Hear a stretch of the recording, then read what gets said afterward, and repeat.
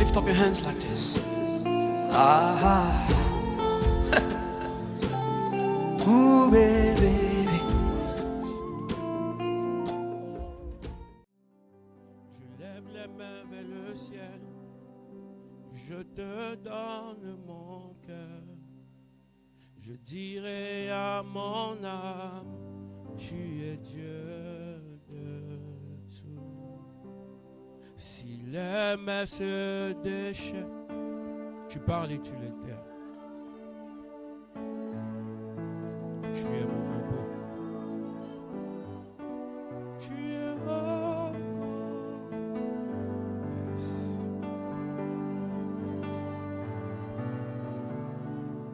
Tu parles et tu l'aimes. Tu es mon repos. Tu es haut.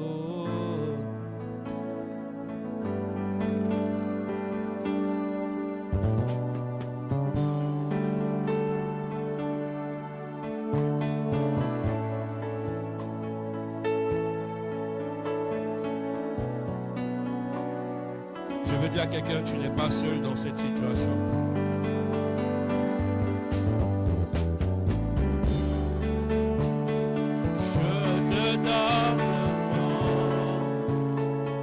Je dirai à mon âme,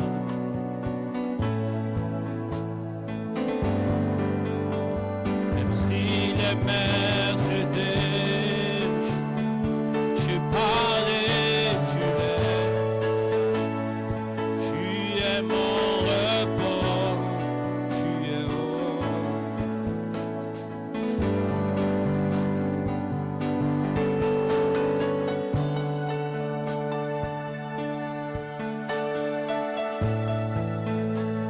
Je dirai à mon âme,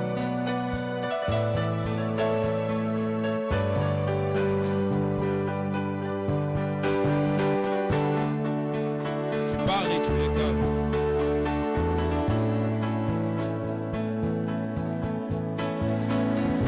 Yes. Tu es mon repos. Yes. Tu es haut. Tu es mon repos, Jésus.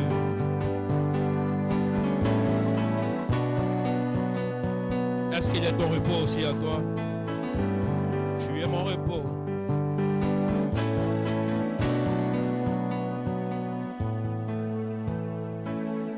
Tu es mon repos.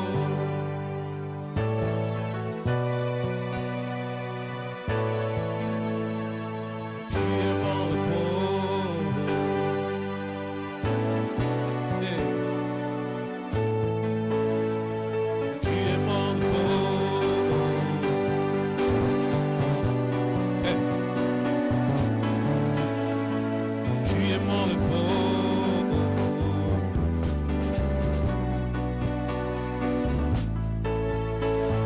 Tu es mon repos.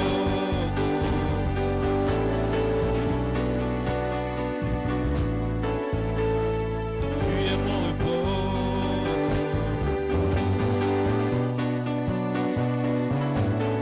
Est-ce qu'on peut acclamer Jésus?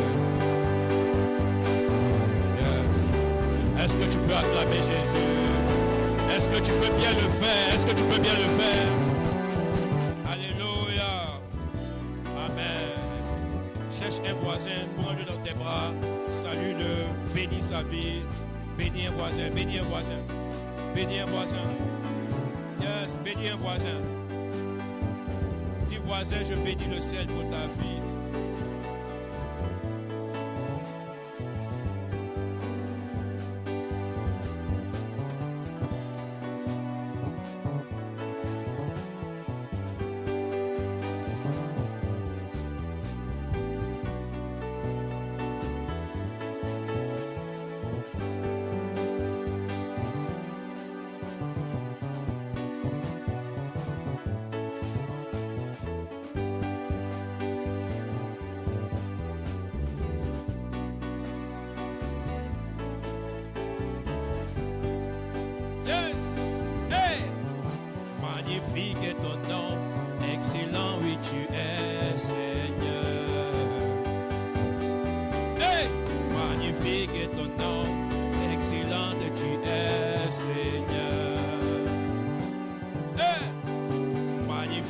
ton nom, excellent tu es, Seigneur. Magnifique tu es, excellent oui tu es, Seigneur. Magnifique tu es, excellent oui tu es, Yahweh. Hey! Magnifique oui tu es, excellent oui tu es, Papa. Excellent oui tu es, puissant tu es, Seigneur. Magnifique oui tu es, excellent oui tu es, Seigneur. Magnifique oui tu es, puissant oui tu es, Seigneur. Excellent oui tu es, magnifique oui tu es, Papa. Yes. Ah, excellent oui tu es, puissant tu es, Yahweh. Excellent oui tu es, magnifique tu es, Seigneur. Une dernière fois, un peu les fois ensemble. Magnifique oui tu es, excellent. Excellent oui tu es, Seigneur. On peut le faire encore une fois en plus. Magnifique. Magnifique oui tu es, excellent oui tu es, Seigneur. Une dernière fois. Est-ce qu'on peut le faire de tout le cœur? Magnifique oui tu es, excellent. Est-ce que tu peux acclamer Jésus? Alléluia. Que Dieu te bénisse. Assieds-toi dans sa présence. Amen. Toute la gloire à Jésus. Amen. Dieu est excellent. Amen. Dieu est excellent. Et tout ce qu'il fait est excellent. Et tout ce qu'il doit recevoir doit être aussi excellent. Gloire à Jésus. Alors, bienvenue à chacun de nous dans la présence de Dieu. Vous savez, ça fait un moment que nous sommes en train de parler d'un thème qui est, pour moi, un thème crucial dans la vie du croyant. Amen. Et nous sommes en train de parler du thème qui dit « Moi et ma maison, nous servirons le Seigneur. » Amen.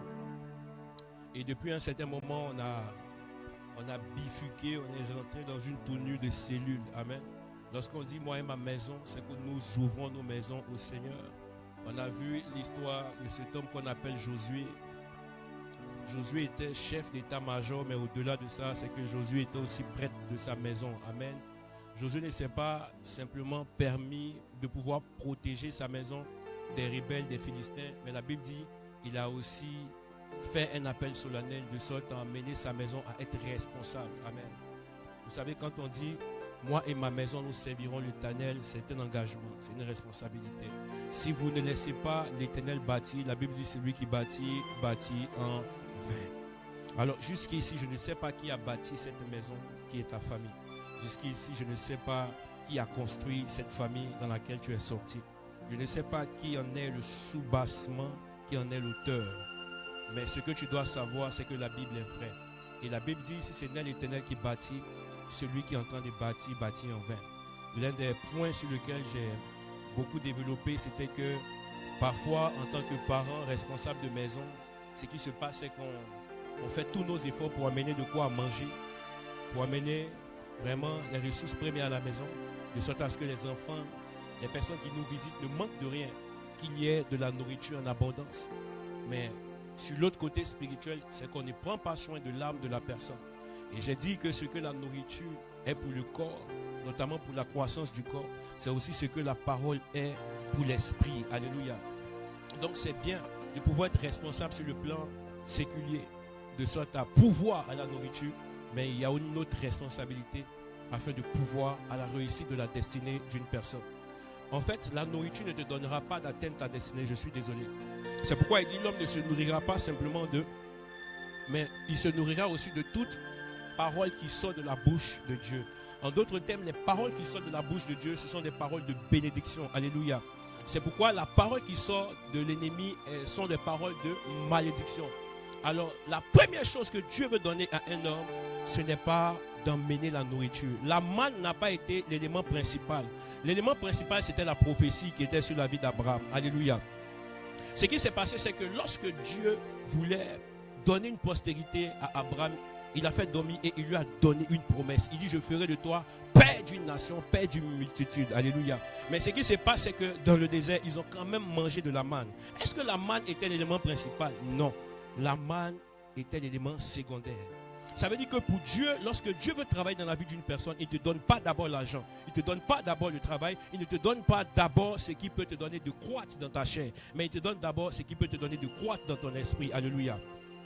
Parfois, on peut être gros, on peut être gras, on peut être grand physiquement, mais sauf que spirituellement, on ne l'est pas. Alors, il faut faire vraiment une différence et une nuance entre ces deux domaines. Ce que Dieu veut, lorsque vous venez à l'église, ce n'est pas que vous puissiez grossir.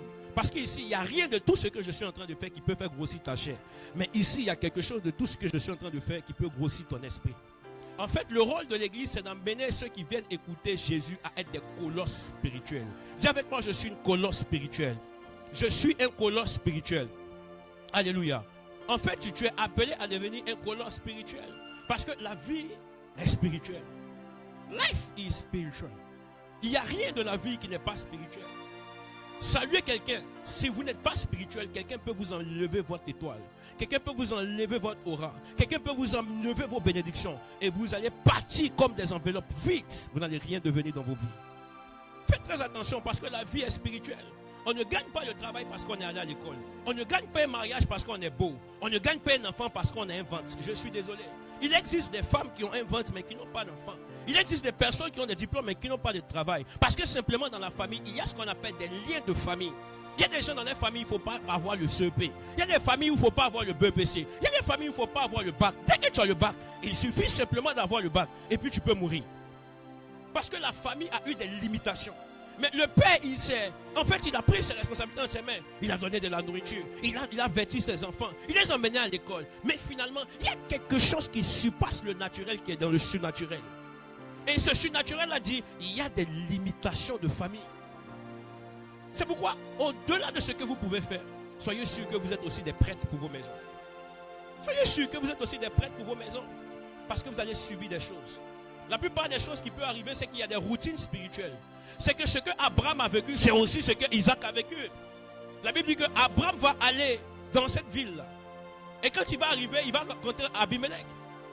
Abimelech, en fait, tellement sa femme était belle, Abraham, il ne pouvait pas dire à Abimelech que c'était sa femme. Il dit, c'est ça quoi? Pour ne pas justement qu'on puisse le tuer. Mais ce qui se passe, c'est que Dieu, parce qu'il est le supporteur premier de la vie d'Abraham, il va faire entrer l'homme dans un songe. Vous savez, si Dieu n'est pas avec vous, il ne peut pas faire entrer quelqu'un dans un songe. Le songe n'est pas naturel. Tu sais, ça peut être naturel pour toi parce que tu es fatigué de dormir. Mais tout ce qui se passe derrière, c'est surnaturel. C'est surnaturellement que Dieu peut te révéler des choses dans le songe. Mais une vie où il n'y a pas de prière, une vie où il n'y a pas vraiment une atmosphère qui peut permettre à Dieu de te montrer ce que tu dois faire les 3 prochaines années. Tu sais, je suis sûr qu'ici, il y a des personnes, en fait, vous n'êtes pas là où vous devez être. Il y a des grâces que, en fait, vous avez peut-être ratées. Parce que simplement, la cellule n'est pas rentrée chez vous dans vos maisons. L'Esprit de Dieu, quand Joseph est rentré en Égypte, c'est là où Pharaon a fait un songe. Oui. Pharaon n'a pas fait le songe avant que Joseph ne rentre. Oui, la famine pouvait arriver avant. Mais vous savez, quand il y a quelqu'un qui prie, quand l'église de Dieu vient dans une ville, il vient pour bousculer, chambouler les choses. Il vient pour changer la donne. Regarde, la Bible est en train de dire dans le livre de Genèse, lorsque Isaac voulait partir en Égypte, Dieu lui a dit, ne va pas en Égypte. Voici un territoire autre que l'Égypte. Mais pourquoi est-ce que pour Joseph, on le fait rentrer en Égypte? Ça veut dire que, en fait, la venue de la cellule dans ta nation, dans ta maison, c'est l'annoncement de quelque chose de surnaturel dans ta vie. Jamais Pharaon n'a eu ce genre de songe. Jamais. Je peux te donner un deuxième témoignage. Prenez la vie de Daniel. Daniel est pris avec ses potes. Ils vont en déportation, indépendamment de leur volonté. On les emmène en esclavage. Mais vous emmenez qui en esclavage? C'est ça la vraie question. Vous n'emmenez pas quelqu'un qui est né esclave en esclavage. Vous emmenez un homme spirituel en esclavage. C'est pourquoi, malgré qu'il est ligoté, malgré qu'ils ont mis des chaînes sur son pied, on lui donne de la nourriture du roi. Il dit, je ne mange pas. Parce que c'est ce que je suis en train de dire. Ce n'est pas une question de manger et de boire. Mais il y a quelque chose dans le surnaturel. S'il mangeait, il allait se limiter comme tous les autres. Est-ce que quand vous lisez le livre de Daniel, vous avez entendu parler des amis qui étaient venus avec eux en déportation? On ne parle plus d'eux, mais on parle des 4 jeunes. Des 3 jeunes. On n'est pas plus des autres. On ne sait même pas où ils sont rentrés. Oh, pourtant, on les emmenait parce qu'ils étaient intelligents. Ils allaient apprendre la langue du roi. Ils allaient aider Nebuchadnezzar. Mais finalement, qui a aidé Nebuchadnezzar? C'est celui qui n'a pas mangé de la nourriture. Ce que Dieu veut, c'est que Dieu veut s'installer à l'intérieur de vous. Ce que Dieu veut, c'est que Dieu veut rentrer dans vos maisons. Mais lorsque, en fait, Daniel rentre à Babylone, Nebuchadnezzar peut faire un songe. Quand la maison de Dieu vient dans ta maison, regarde, il vient pour changer les choses. L'arche de l'alliance rentre dans la maison d'Obed-Edom. Obed-Edom est béni. Pourquoi? Est-ce que tu peux me placer ça, s'il te plaît, la régie? Obed-Edom est béni simplement parce que l'arche est rentrée dans sa maison. Regarde, si quelqu'un peut rentrer dans ta maison et amener une bénédiction, c'est qu'une personne aussi peut rentrer et amener la malédiction. Je peux pousser un peu plus loin. Regarde, parfois tu es un homme, tu es béni, tu es une femme, tu es béni, mais vous ne savez pas, vous devez prier pour qui vous allez marier. Vous devez prier pour les amitiés, vous devez prier, vous ne savez pas. Celui que tu appelles ta bête, tu ne sais pas que le soir il est en tout noir. Tu ne sais pas que ses lèvres sont rouges le soir. Tu ne sais pas. Parce que vous ne savez pas, vous ignorez ces choses. Tu fais tout pour réussir, tu fais tout pour réussir. Regarde, tu fais tout pour réussir. Il suffit qu'une amitié, une relation. La fille que tu vois toute la journée, elle est très belle. La nuit, il n'y a pas plus vilaine qu'elle. Parce que c'est un monstre. Elle est boit le sang. Mais si vous n'avez pas une maison spirituelle, s'il n'y a pas dans la maison des pères, des mères, des fils qui prient, et là, ce n'est pas une question de maman ou de papa, il y a des frères et des soeurs qui prient pour leurs frères. Je me réjouis. Voici ma femme. Mon frère m'appelle, il doit marier une femme. Il a fait 6 ans de relation, 2 enfants, il a divorcé. Là, il doit se remarier. Il me dit, petit frère, tant que tu ne parles pas avec la fille là, on ne va pas quelque part. Il m'a donné son numéro. Parce qu'il sait que dans sa famille, il n'y a pas simplement Désiré, il y a aussi un prêtre. Il dit, petit frère, check, c'est mon grand frère.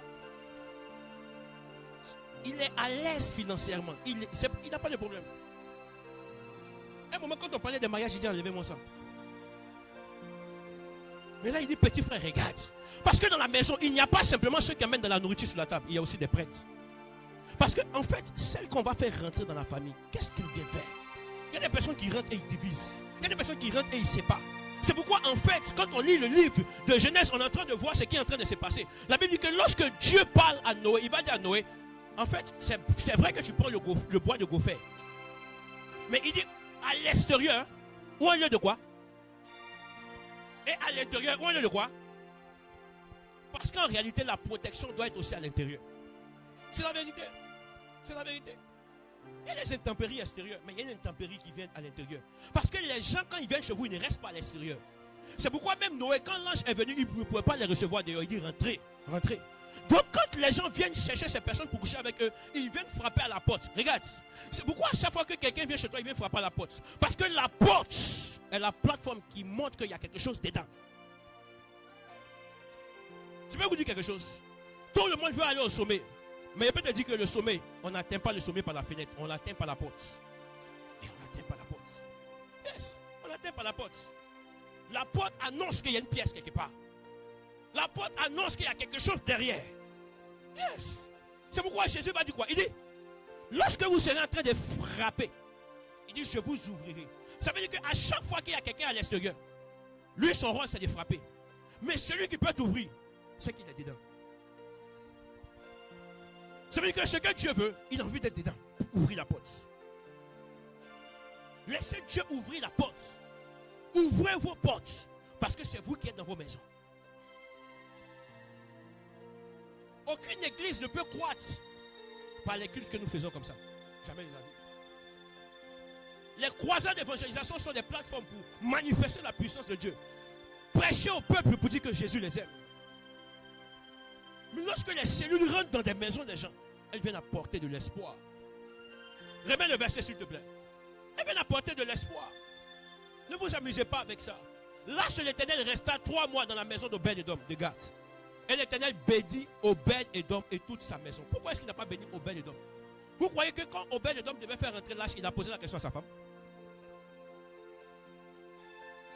La Bible nous a dit qu'il a posé la question à ses enfants. Obed-Edom, comme homme de sa famille, il est sûr que chaque soir il amène de la nourriture. Mais il était aussi sûr de la présence de Dieu qu'il avait fait rentrer. Dieu l'a béni lui, mais et toute sa maison. Quand on parle de toute sa maison, est-ce que vous savez que même ses serviteurs étaient bénis aussi?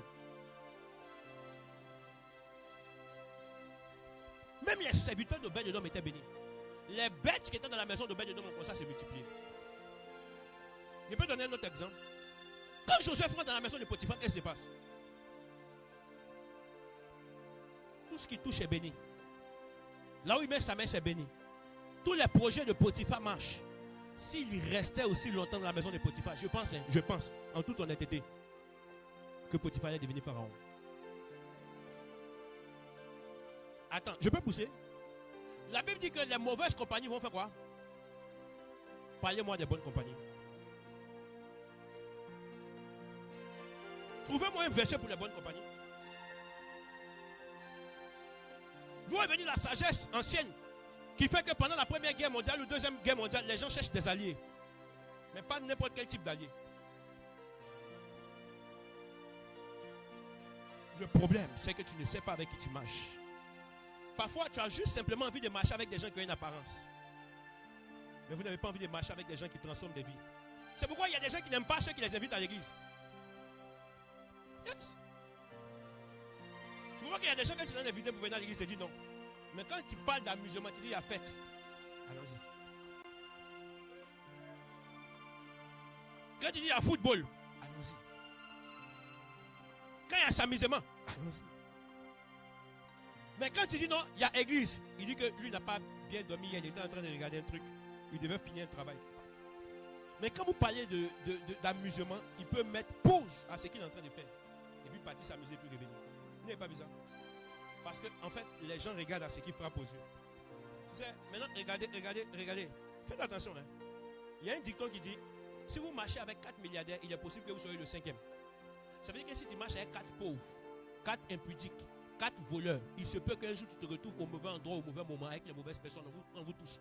Ne savez-vous pas qu'en prison, tout le monde n'est pas coupable? Il y a des gens qu'on attrape, on les a déposés. Ça veut dire que tu n'as pas fumé, tu n'as pas vendu, tu n'as pas... Mais tu fais quoi ici avec les vendeurs? Tu fais quoi ici avec les fumeurs? Tu fais quoi ici avec les tueurs? Si les mauvaises compagnies peuvent corrompre les bonnes mœurs, les bonnes compagnies peuvent transformer la destinée d'un homme. C'est pourquoi lorsque l'Arche de l'Alliance rentre dans la maison d'Obed-Édom, il dit à Obed-Édom, merci, je suis la présence de Dieu. Est-ce que vous savez que l'Arche qui est rentré dans la maison d'Obed-Édom, il y avait le bâton d'Aaron dedans. Ce bâton-là, il faisait quoi? C'était un bâton sec, mais la Bible dit que le bâton a fleuri. Si un bâton peut fleurir dans la présence de Dieu, ce ne sont pas tes problèmes qui ne peuvent pas changer. Ce ne sont pas ta situation qui ne peuvent pas changer.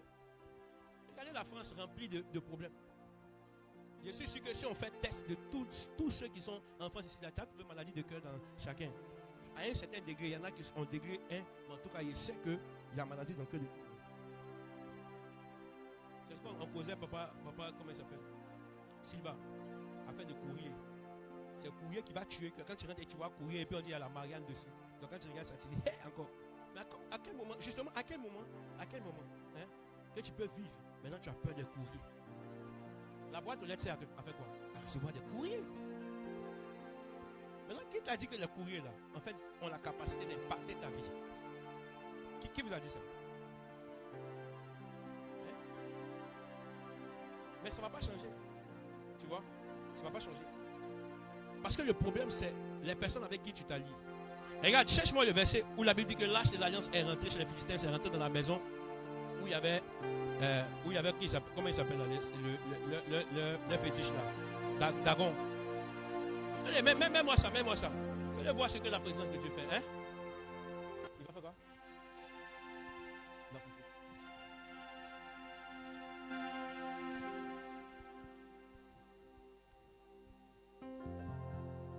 Après s'être emparé de l'Arche de Dieu, les Philistins la firent entrer dans la maison de Dagon et la plaçaient à côté de Dagon. Allons-y.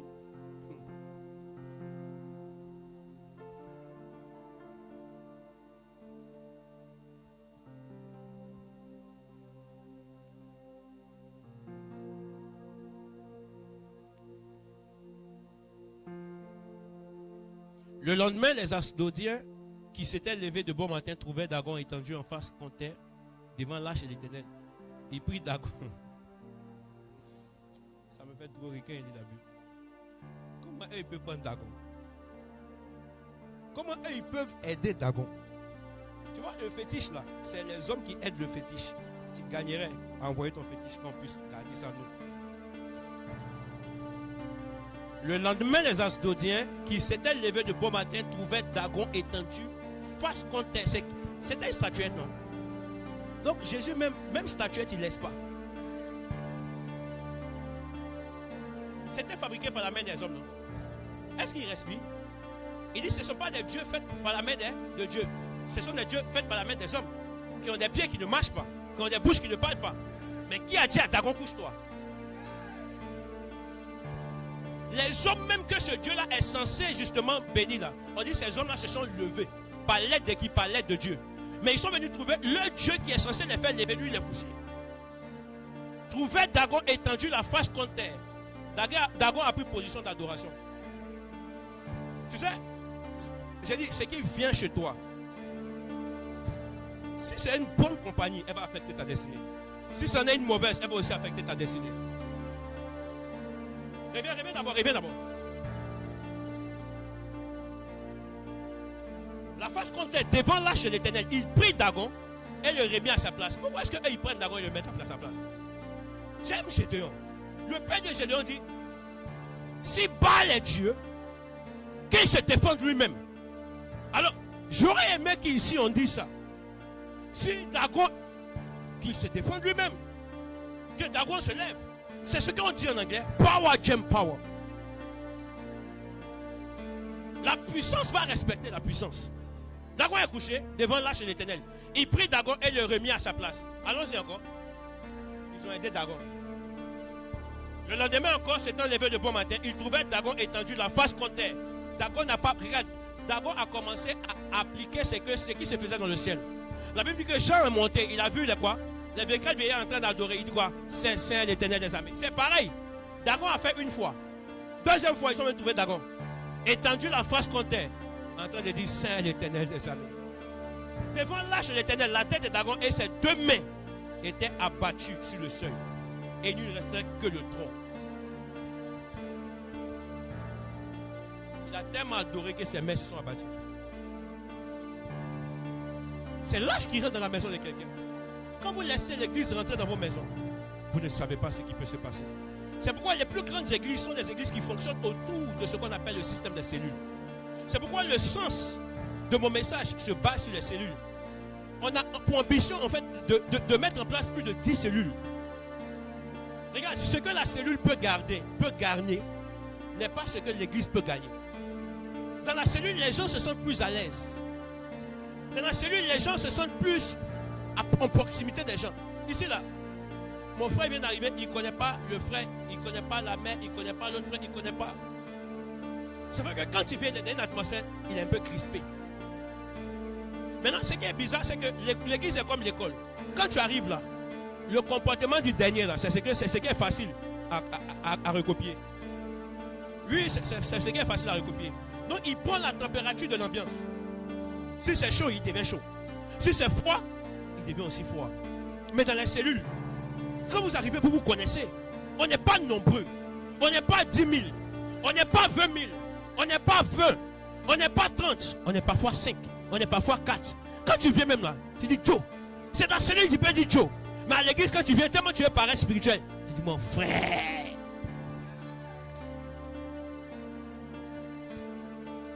My brother, my brother. Quand tu viens, la sœur, regarde, dans celui-là, il y a mariage rapide. Oui, c'est la vérité. Oui, c'est la vérité. Parce que quand la personne s'habille d'une certaine façon pour venir à l'église, il dit, ici matin, là, nous tous on est saints. La façon dont tu es habillé là, si elle vient chez toi, tu sais que c'est pas comme ça que tu es habillé. N'est-ce pas? Il y a une façon. Il y a une façon. Mais quand tu viens dans la cellule, tu sais qu'il y a le frère Moïse. C'est ton gars? Oh Joe, c'est comment? Et ça crée quelque chose. Une atmosphère de famille.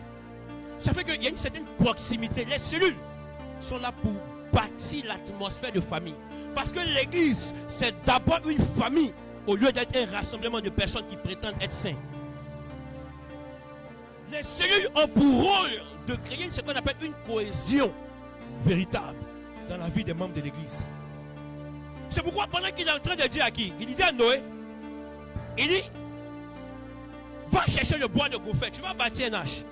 Mais à l'intérieur de l'arche, tu vas créer ce qu'on appelle les cellules. Pour que dans la cellule des babouins, quand un babouin vient, il dit Joe, c'est comment?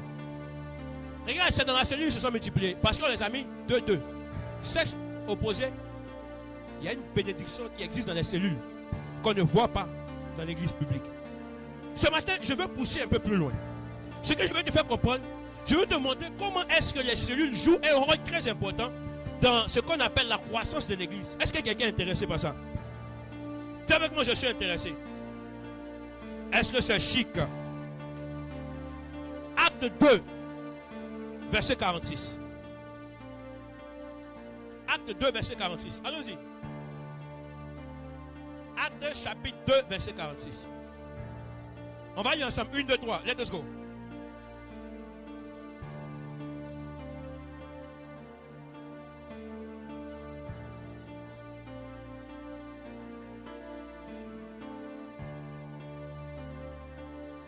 Ils étaient chaque jour tous ensemble assidus au temple. Ils étaient au temple. Comme nous sommes ici.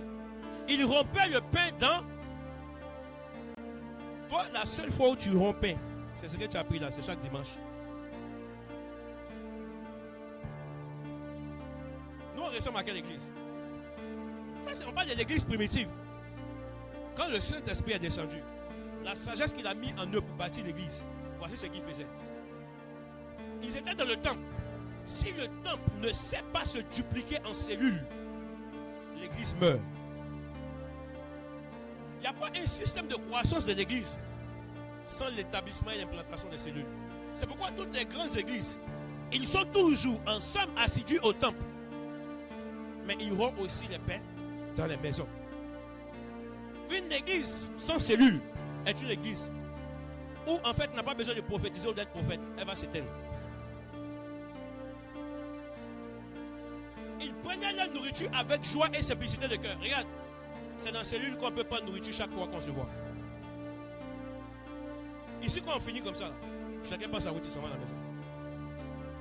Mais quand on vient à la cellule, on vient dans une atmosphère de famille, conviviale. D'ailleurs, même, on est 5 dans notre cellule. J'ai dit, Joe, tu viens des cracottes. Hein? Ok. Toi, tu viens avec du jus de raisin. Ok. Toi, tu viens avec des bonbons. Ok. Et puis, quand on vient dans un mood, yeah. Les gens aiment ça. Les gens aiment venir à l'église dans ce mood-là. Ils aiment venir dans ces cellules comme ça. Mais quand vous dites de venir à l'église, ils ont un peu peur. C'est pourquoi il y a des personnes que vous invitez chez vous, à chaque fois ils viennent. Mais quand vous parlez d'église, ils disent Maintenant, comme Dieu est sage, il sait que l'église peut grandir par les cellules. Parce que les cellules vont attirer les personnes qui ne veulent pas d'abord mettre le pied dans l'église. Et c'est là-bas que vous allez les enseigner. C'est là-bas que vous allez déposer la sémence. Pour que, après, ils viennent aussi dans le temple. Mais que la relation continue dans les maisons. Regarde, lorsqu'on se voit dans les maisons, je peux sentir qu'il y a quelque chose. Tu vois, ce matin, là, tout le monde est fixé vers moi. Il n'y a personne qui regarde son ami. Mais dans les cellules, on peut faire une table ronde. L'autre n'a pas besoin de parler, mais tes yeux tombent sur lui facilement. Monsieur Agui, regarde, est-ce que ton voisin est derrière là? Tu sais même pas. Tu sais même pas. Hein? Maman, regarde, ta voisine est derrière là. Est-ce qu'elle va bien? Ah, tu es obligé de te tourner. Ah. Dans la cellule là, on est tous assis comme ça. Hein? Face. Ça va, Maureen? Là, je sens que Maureen est. Hein? Et puis tu sens qu'aujourd'hui, elle n'est pas trop dans son assiette. Et là, tu arrêtes la cellule. Et puis tu lui dis, non, attends, tu sais qu'on est une famille. Ça rentre bien. Parce qu'en fait, ils ont une pensée de l'église. Il y a des clichés qui disent que l'église, en fait, il n'y a pas l'amour. Quand tu expliques ton histoire, ça sort. Mais dans la cellule, tu as un vrai frère. Une vraie soeur. Sur qui tu peux t'appuyer. Elle va te regarder, elle va te dire. Quand la cellule est finie, elle va te prendre. Non, tu peux rester mourir. Tu t'assois, elle va te dire, qu'est-ce qu'il y a? Non, ça ne va pas. Parce que je te connais. À chaque fois que tu viens, tu as une manière de réagir quand la parole vient. Regarde, même moi le verset qui dit, il dit la parole, comment il dit ça? Je tressaillis, comment il dit ça? La parole ne me fait pas au-dedans de moi. Je cherche les mots. Quelqu'un peut m'aider? Il n'y a pas quelqu'un qui lit la Bible ici?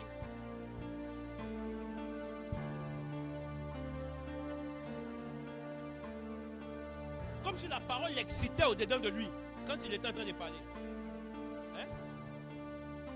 La parole, ouais, me fut tressaillie au-dedans de moi. Faut chercher ça. Faut chercher ça. Faut chercher ça. Ce qui fait qu'à chaque fois, quand on est dans cellule, quand on se regarde, quand tu parles, je sais que tu vas bien. Mais il y a une manière, quand tu parles, je sais que ça ne va pas. Tu sais, ça peut être un problème de sac de riz. Ça peut être aussi un problème de gourmet gospel.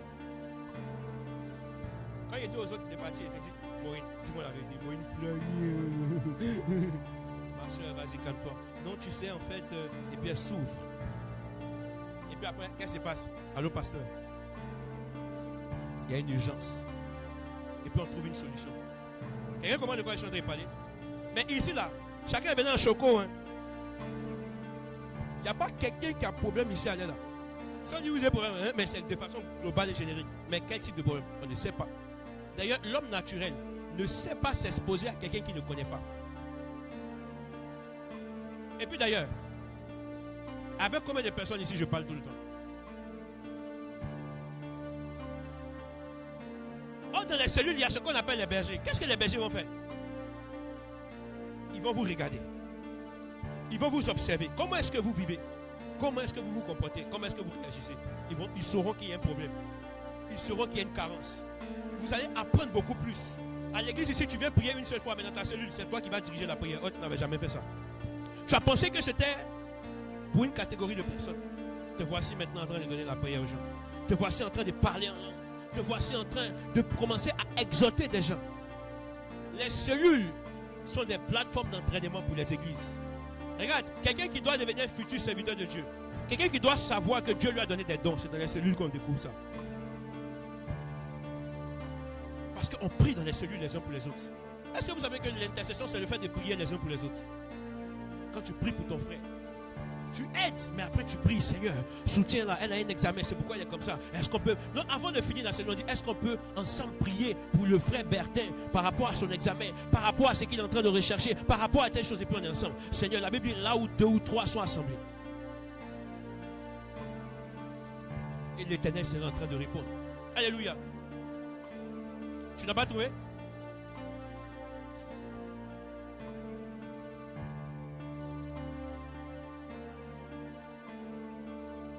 Qui aime la pensée des cellules? Donne-moi le livre de Actes chapitre 15. Actes chapitre 5 verset 42. Actes chapitre 5 verset 42.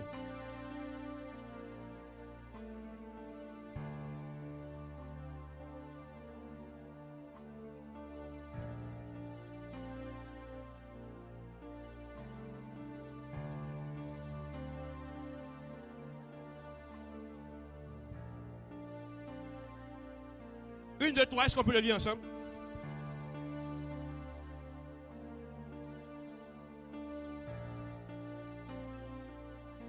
L'église qu'on est en train de faire là, c'est doit être une église qui est calquée sur l'église primitive. C'est le meilleur modèle de l'église. Parce que le Saint-Esprit vient fraîchement de descendre. Et sa fraîche onction. Avec une technologie nouvelle. Et chaque jour dans le temple et dans les maisons, il ne cessait d'enseigner et d'annoncer la bonne nouvelle de Jésus. Ça veut dire que les maisons doivent devenir des extensions de l'église. Des mini-églises. Dans l'âge, il y avait des cellules.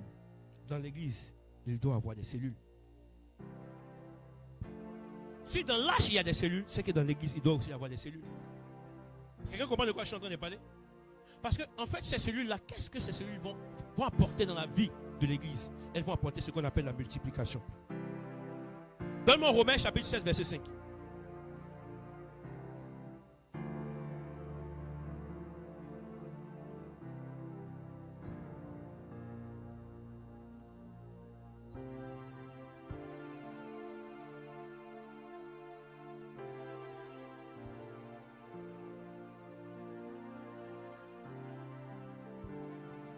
Romains 16, verset 5.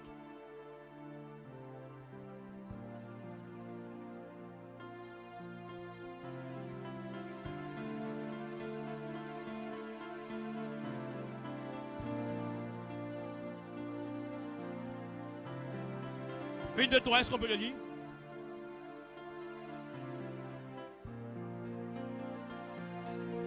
J'entends pas bien, j'entends pas bien. Une, deux, trois, est-ce qu'on peut répondre?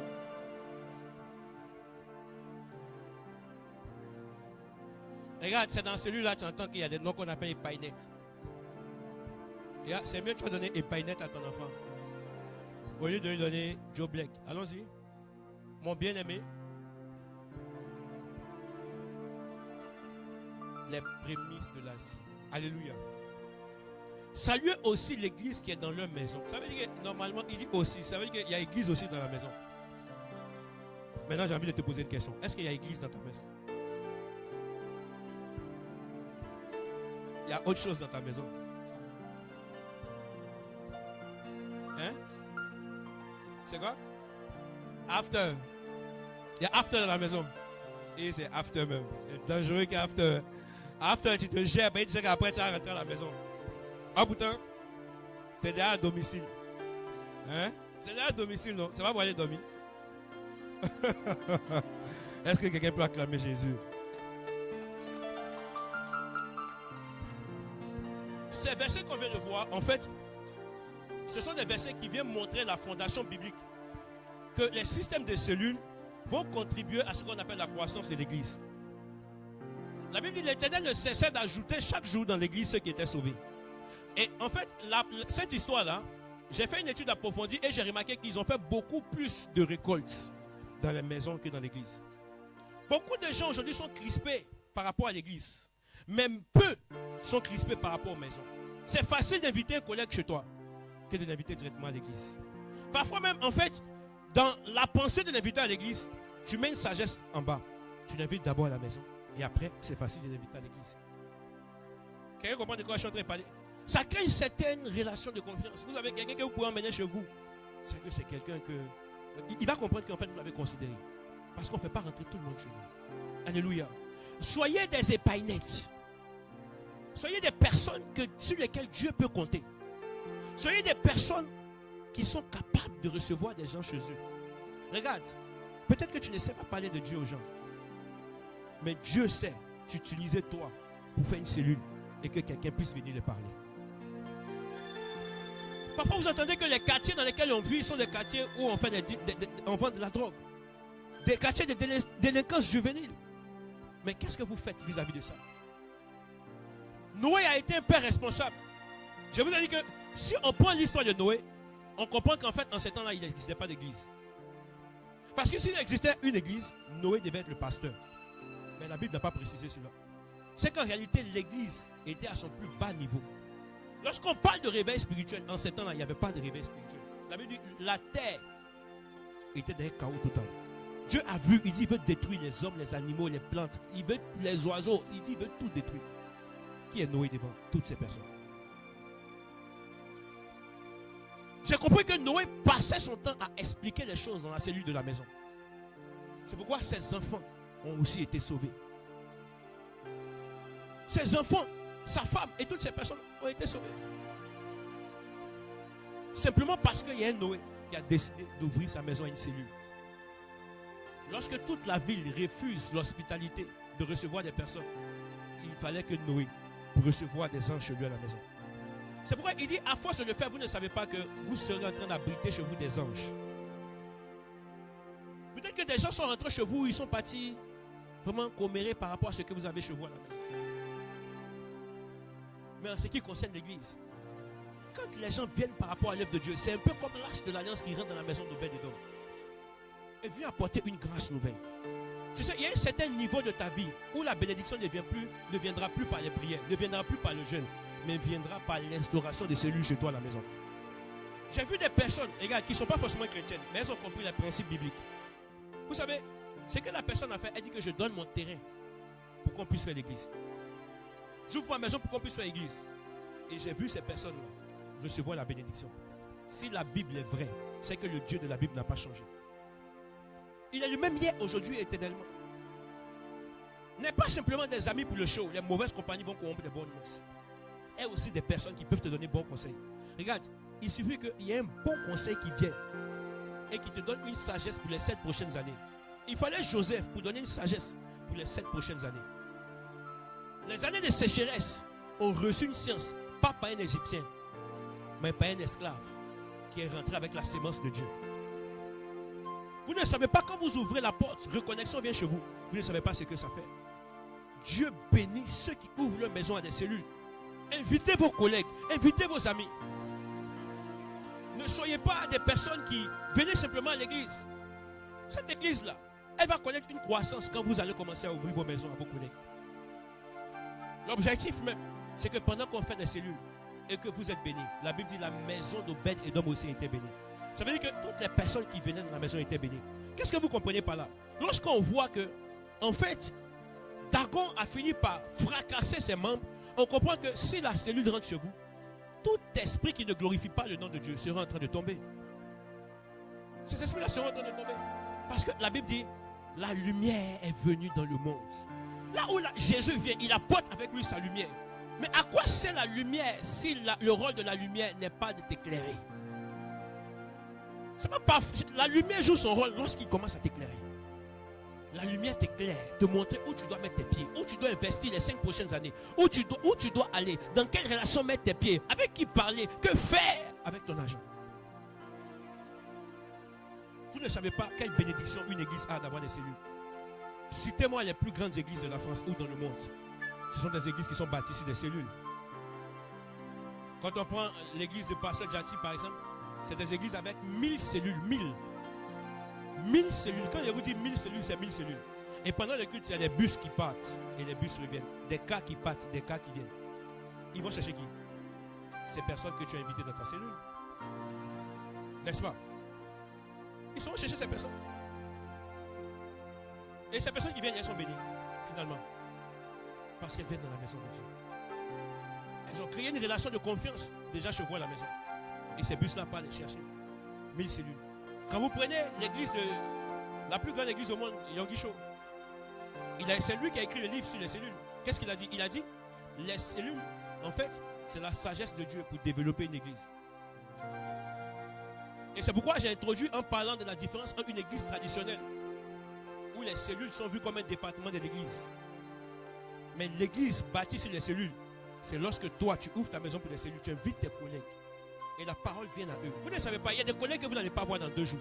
Il y a des collègues que vous n'allez pas voir l'année prochaine, c'est sûr. Vous allez apprendre qu'un Fironque les a tués. Vous allez apprendre que quelque chose s'est passé, ils ne sont plus de ce monde.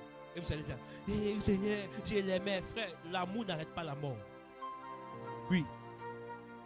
Tu peux, pour aimer des gens, d'ailleurs même pour ton père ou ta mère, moi mon père n'existait pas, est-ce que ça veut dire qu'on ne l'aimait pas? L'amour d'une mère ne peut pas empêcher la mère de ne pas manger son enfant dans la sorcellerie. Je me trompe? L'amour d'un père n'arrête pas un père de ne pas manger son fils dans la sorcellerie. D'ailleurs, l'amour d'un bestie ou d'une besta n'arrête pas la beste ou la besta de vendre sa soeur pour de l'argent, pour la gloire. Il faut comprendre quelque chose. Vous gagnerez à inviter vos collègues dans la cellule. Le rôle, c'est vrai que Dieu viendra vous bénir. Mais ce que je dois enseigner à l'église, c'est que pendant que vous le faites, n'ouvrez pas simplement, on viendra, oui, avec les bergers chez vous pour pouvoir prier ensemble. Mais ce n'est pas de venir prier simplement avec toi. Parce que quel est le bénéfice de prier simplement avec toi? Nous ne serons pas en train de respecter la parole de Dieu. La Bible dit, l'Éternel ajoutait chaque jour dans l'église. Comment est-ce que ça se faisait? C'est que des personnes invitaient des personnes qui entendaient la bonne nouvelle. Ils entendent la bonne nouvelle, de good news. Et lorsqu'on entend une bonne nouvelle, frère, il y a une seule attitude qu'on peut avoir devant une bonne nouvelle, c'est qu'on la reçoit. On la reçoit. En France, de toute façon, il y a problème. Il y a forcément quelque chose. Tu peux recevoir un salaire de 10 000 €. Mais il y a un problème quelque part qui te bloque. Et ça, le Seigneur sera en train de te donner la paix. Le Seigneur sera en train de te restaurer par rapport à ça. Moi, j'ai fréquenté avec un gars, un Français, qui ne mange pas la viande. Il dit que dans sa maladie, on lui a dit que s'il mange la viande, il devient fou. Il dit, on peut faire quelque chose. Il dit quoi? Il dit, moi, je te dis de manger la viande. Et puis, on écrit un papier et signe. Si tu deviens fou, qu'on me prenne et qu'on me mette en prison. Je vais te faire connaître une puissance. Il allait, il réfléchit, il vient, il doute. Il dit, essaie semblant. Les amis de l'école étaient là. Essaie. Et non, lui, il a un peu peur. Pas de ça. Le jour, tu es prêt ici. Donc la vie qui est belle comme ça, là, quand toi tu ne peux pas manger viande. Dans cette belle vie-là, il y a des maladies qui t'empêchent de manger le sucre. Toi tu connais le sucre. Il y a des choses là. Frère, la vie c'est doux. On a dit mange et ne mange pas sel. Est-ce que c'est normal? On a dit mange et ne mange pas l'huile. Ça dit qu'il y a quelque chose qui ne va pas. Non? Mais le Seigneur peut tout faire. Il n'y a rien que Dieu ne peut pas faire. Donc le but ici, c'est que lorsque les cellules viennent, invitez vos collègues. C'est-à-dire qu'à chaque fois qu'un berger viendra pour la cellule, sois-en sûr qu'il ne viendra pas te trouver que toi et tes enfants. Qu'il vienne te trouver toi et un collègue. Parce que dans les cellules, vous allez avoir les jours d'évangélisation. Et regarde, tu vois, depuis que tu viens dans l'église, tu es membre de l'église. Mais est-ce que tu as déjà assisté à une évangélisation de l'église? Ceux qui ont déjà assisté à l'évangélisation, levez les mains. Dans l'église, ici. Non, levez les mains, ceux qui ont assisté. C'est pas levez les mains. Maintenant, ceux qui n'ont pas assisté, regardez-les. Vous voyez? Ceux qui assistent à l'évangélisation, ils ne sont pas nombreux. Maintenant, vous venez vous asseoir tous les jours, vous voulez que les gens viennent comment? Montrez-moi un peu comment ça marche. Je peux comprendre quelqu'un qui ne lit pas sa Bible en venant s'asseoir. Tu sais, quand Dieu dit je te bénirai, ça veut dire qu'il t'attend à faire quelque chose. Et je vous ai dit que la manière de Dieu de fonctionner, c'est de placer l'obstacle derrière la promesse. C'est de placer l'obstacle devant la prophétie. Il dit, je vous donnerai un territoire où coule le lait et le miel, n'est-ce pas? Mais en fait, sauf que le territoire où coule le lait et le miel, ce n'est pas en Égypte, c'est à Canaan. Maintenant, la seule route qui devait amener à Canaan, c'est qu'on devait traverser de l'eau. Dieu savait. Maintenant, le peuple qui sort, un esclave n'a pas de l'argent pour payer bateau. Est-ce qu'il peut rentrer en profondeur? Je vais ouvrir ton esprit quelque chose. Si c'était le seul chemin pour passer cette ville-là, quand Dieu dit je vais vous faire sortir, sachant qu'ils sont esclaves, à quel moment est-ce que dans la sagesse de Dieu, il avait prévu un bateau pour les mains dedans et puis passer? C'est que dans la pensée de Dieu, il avait aussi mis l'onction dans leur vie pour pouvoir ouvrir la mer rouge en deux.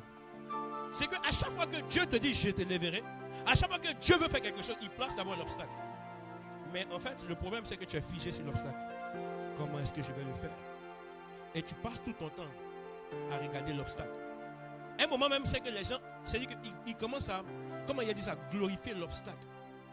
Tu vois la mer rouge, au lieu de dire, Seigneur, quand est-ce que tu ouvres? Tu dis, waouh, mais la mer rouge, c'est joli.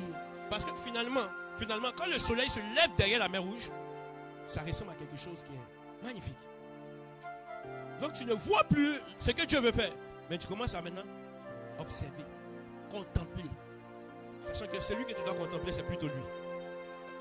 Quand Moïse arrive, Moïse même, en fait, il est stupéfait. Dieu ne lui a pas dit qu'il allait ouvrir la mer rouge. Je sais que quand Moïse est arrivé, Moïse s'est posé la question, mais on traverse comment? Un esclave n'a pas de bateau. Un esclave n'a pas de maison. Un esclave n'a rien de tout ça. Et il pose la question, comment est-ce qu'on fait? Le Seigneur dit, lève ta main. C'est pourquoi, en fait, lever la main, c'est un mouvement prophétique. C'est un peu comme ouvrir ta maison pour des cellules. Parce qu'à chaque fois que Dieu veut faire quelque chose de façon prophétique, il va te demander de faire une action. Yes. Il va te dire faire quelque chose. C'est pourquoi pendant que la promesse était sur ce peuple à gagner des victoires, ils étaient dans des combats. Mais bizarrement, il fallait que Moïse aussi lève les mains encore. À chaque fois que les mains de Moïse baissaient, ne vous asseyez pas à ne rien faire. Aucune église ne va croître s'il n'y a pas quelqu'un pour faire croître l'église. Il y a une race d'évangélistes qui va naître dans des cellules. Une race de personnes qui va parler par le feu. Des personnes, vous allez avoir la capacité à consoler. D'habitude, quand vous donnez conseil, non, quitte-le, quitte-la. Vous voyez que c'est comme ça, on dit à sa copine, à sa camarade, quitte-le, quitte-la. Vous allez vous marier, vous deux, demain. Ta copine que tu as dit, elle n'a pas quitté le gars, vous allez vous mettre ensemble, ne vous inquiétez pas. Donnez de bons conseils aux gens. Vous donnez sur la base de vos chairs, tu ne pries pas, tu ne lis pas la Bible. Toi aussi, tu as conseil à donner à quelqu'un. Tu n'as pas peur, tu gères la vie d'une personne bizarrement. Mais quand la cellule rentre, elle vient te donner la sagesse. Tu te dis, c'est vrai qu'il fait ça, mais attention, il peut changer. Il y a quelque chose que tu peux faire. Fléchis aussi les genoux. C'est ça que la cellule vient t'apprendre à faire. Te donner ce qu'il est capable de faire. Quand la cellule vient chez toi, la cellule te voit parler d'une certaine façon à quelqu'un de chez toi, on te dit, c'est comme ça que tu parles d'habitude. Ah, je comprends pourquoi est-ce qu'il y a la cellule ici. Parce que la cellule vient apporter une nouvelle éducation. C'est ce qu'on appelle l'éducation du royaume. Vous savez, l'éducation de la street, l'éducation de la rue n'est pas pareille que l'éducation de la maison.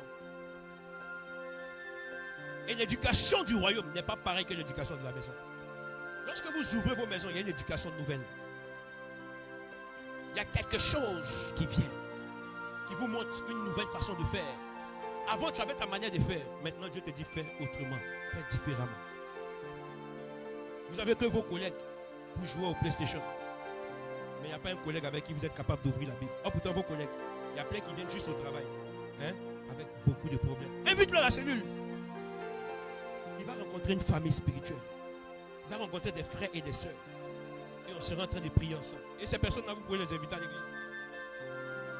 Ce que je veux que l'église comprenne, c'est qu'en plus que la cellule a des avantages, bénédiction, croissance, hein, vitesse, richesse et toutes ces choses-là, délivrance et toutes ces choses, la cellule permet aussi à l'église d'avoir un avantage.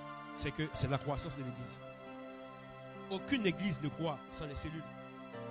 ICC a plus de 100, c'est-à-dire qu'à plus de 1000 églises, 1000 cellules, 1000 cellules.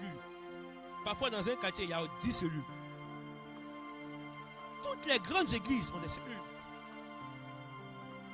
Peut-être que tu es venu dans cette église, tu n'as pas la vision de la grandeur. Tu as juste la vision de la grandeur par rapport à ta propre vie. Tu veux devenir grand. Mais jusqu'où? Jusqu'à ce que là où tes yeux, en fait, trouvent que c'est bon pour toi. Mais bizarrement, ça dort, c'est lent. C'est pas mieux, tu as ajouté Jésus un peu comme Cumagie dans la sauce.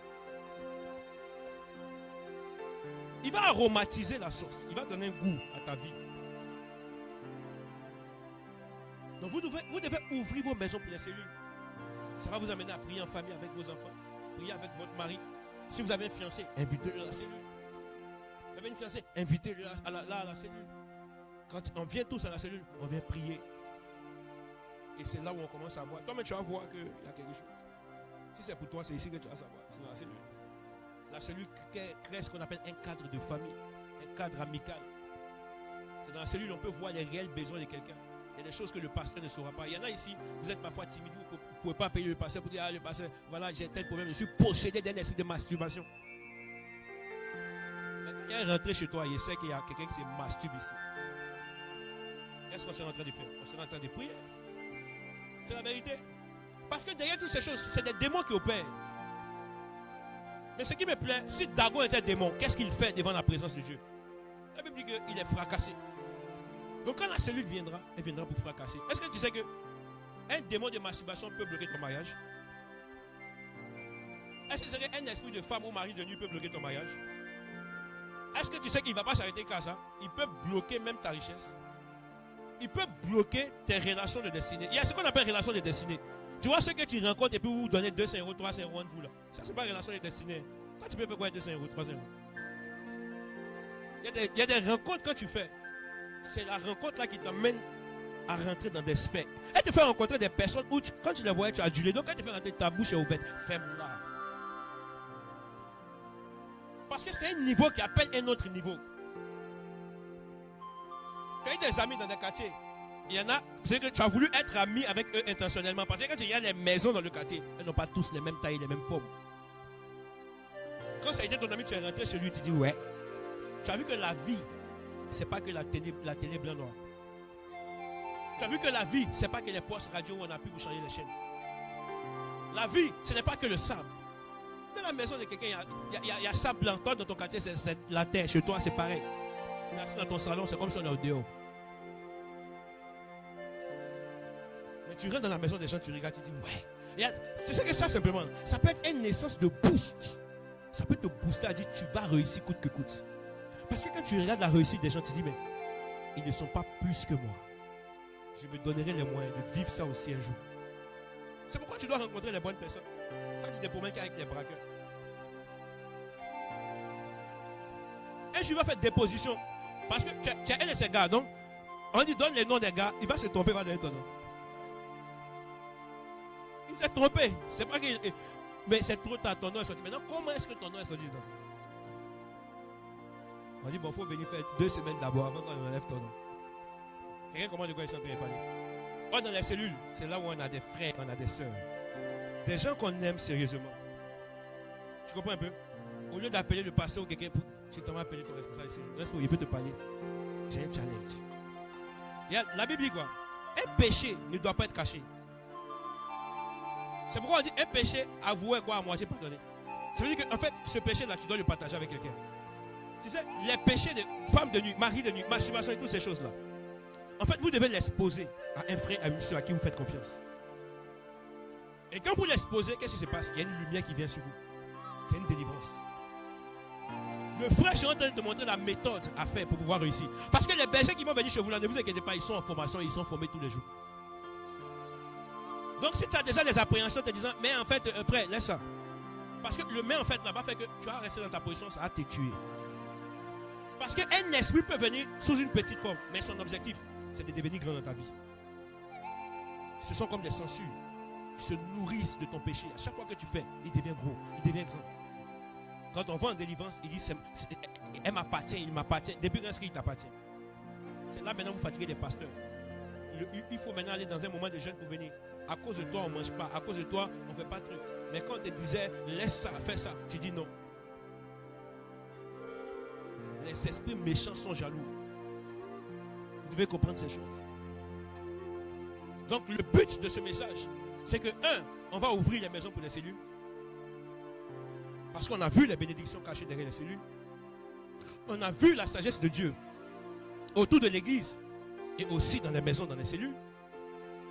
On a vu comment est-ce que le modèle qu'on veut copier fonctionne au travers de l'église, dans les temples, mais aussi dans les cellules. Mais derrière toutes ces choses, on a vu comment est-ce que Dieu peut ajouter à l'église ceux qui sont sauvés dans les cellules. Donc ça veut dire que dans la cellule, tu dois devenir un évangéliste. Tu dois inviter tes frères, tes amis. Ne te dis pas que parce qu'avec eux tu fais des faux coups, tu n'as pas envie de les inviter. Non, c'est pas. Il se peut que ce jour-là, ça soit la délivrance de vous tous en même temps. Il vaut mieux que vous soyez tous délivrés en même temps. Parce que si eux ils sont plus forts que toi, ils vont venir te rechercher pour partir. Oui, ils vont t'inviter, ils vont dire que non, tu ne vas rien faire. Il y a des chrétiens qui disent, moi je ne bois pas, mais juste en boîte de nuit pour boire coca. Et tu arrives dans la boîte de nuit, les anciens démons se réveillent. Mais le terrain est favorable pour qu'ils se réveillent. Jeux de lumière qu'ils sont en train de mettre sur toi là. C'est pas que c'est jeu de lumière possédé. Comment est-ce qu'un chrétien peut penser? Tu vois, quand on vient dans celui-là, c'est des sujets qu'on peut aborder. Est-ce que, regarde ici là, moi il finit de prêcher et puis il dit, on va prier le Seigneur, on va rendre gloire à Jésus, amen, on va rentrer à la maison. Tu m'as posé une question? Ah, pourtant tu as des questions. Mais tu ne poses pas tes questions. Parce qu'il n'y a pas la place pour des questions dans les cultes. Mais pendant les cellules, tu dis, reste où le pasteur a prêché, il y a 10 questions. Bien préparé. Première question, pourquoi est-ce que c'est comme ça, c'est comme ça? Troisième question, parce que c'est comme ça, c'est comme ça. Huitième question, parce que c'est comme ça. Le reste peut même assez, puis comme ça. Et puis il commence à te répondre. Première question, deuxième question, troisième, et puis tu dis, je comprends mieux maintenant. Là, tu as besoin de mieux comprendre. Parce que plus tu comprends mieux, c'est facile d'opérer. Moins tu ne comprends. C'est pourquoi il dit, mon peuple périt faute de la connaissance, là, ça naît de quoi? La compréhension. Ce que tu n'as pas compris, tu ne peux pas connaître. La connaissance, là, c'est l'état acquis de quelqu'un qui a pris le temps d'apprendre quelque chose. Donc, tu ne peux pas connaître si tu n'as pas écouté quelque chose. Si tu n'as pas posé des questions. D'ailleurs, il y a des cours où tu peux prétendre connaître.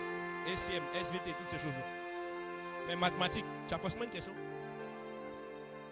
À moins que toi, tu as décidé de gagner la moyenne là, sur anglais, sur SVT ou sur autre chose. Et parfois, il y a des élèves qui ont décidé intentionnellement de mettre les maths à côté. Vous devez devenir des évangélistes dans vos cellules. L'objectif qu'on a, c'est d'avoir 10 cellules au lancement. C'est quand le lancement déjà? Le 29. Le samedi 29, les cellules seront lancées. En fait, comprenez quelque chose. C'est une guerre, c'est le début d'une guerre. Et c'est le début d'une conquête. On a fait 12 jours de jeûne. Mais notre équipe, on est toujours dans le jeûne. Pourquoi est-ce qu'on est dans le jeûne? C'est pas parce qu'on aime jeûner. C'est à cause de toi. Yes. On jeûne pour que Dieu visite ta vie. On jeûne pour que Dieu te facilite certaines choses. On jeûne pour que Dieu t'ouvre sa grâce et sa faveur. Quelqu'un comprend de quoi je parle? Ouvrir 10 cellules. C'est pourquoi, en fait, tu dois ouvrir ta maison pour les cellules. Yes. C'est dans cellule. Tu peux gagner un frère qui va t'embaucher. Ah oui, donc tu cherches un travail. Tu travailles dans quoi? RH.com. Donne-moi ton CV, mon frère. Assois. Donne-moi ton CV. Le mardi, tu es en train de travailler. Parce que plusieurs parmi nous ont gagné le travail comme ça par des frères et par des soeurs. Ils ont leur réseau. On a aussi notre réseau. Des réseaux sanctifiés. Quand j'enchaîne le cours de baptême, j'apprends aux gens à partir au travail, même quand ils ont migré. quand tu te sens mal et tout ça, va au travail. Dans le coup de baptême, c'est ça qu'il apprend. Tu vois, toi, quand tu te lèves le matin, tu as regardé TikTok jusqu'à 3 heures, tu te sens pas bien. Tu mens à un médecin en ligne, je ne sais pas, un de tes gars, fais-moi un papier, tu déposes, genre, je suis en arrêt maladie. Et tu es à l'aise avec ça. La cellule va t'aimer à détester ça, à être vrai, original. Il n'y a pas de promotion pour ce genre d'attitude. La promotion ne vient pas par un homme. Il n'y a aucun homme qui a envie de te promettre. Tu sais, ton patron même veut que tu travailles gratuitement. Tant qu'il sait, il peut te prendre à 0 €, il va te prendre à 0 €. La promotion vient de Dieu. Et c'est Dieu qui met dans le cœur des gens de te promouvoir. Sinon, il y a d'autres qui utilisent d'autres moyens. Quelqu'un comprend de quoi je parle? Est-ce que c'est chic? Qui va devenir un évangéliste pour sa cellule? Non, tu ne lèves pas bien ta main. Il a dit qu'il va devenir un évangéliste. Si tu sais que tu vas devenir un évangéliste, lève ta main, lève bien ta main. Que nous tous on voit ça. Lève bien ta main, je n'ai pas vu. Lève ta main.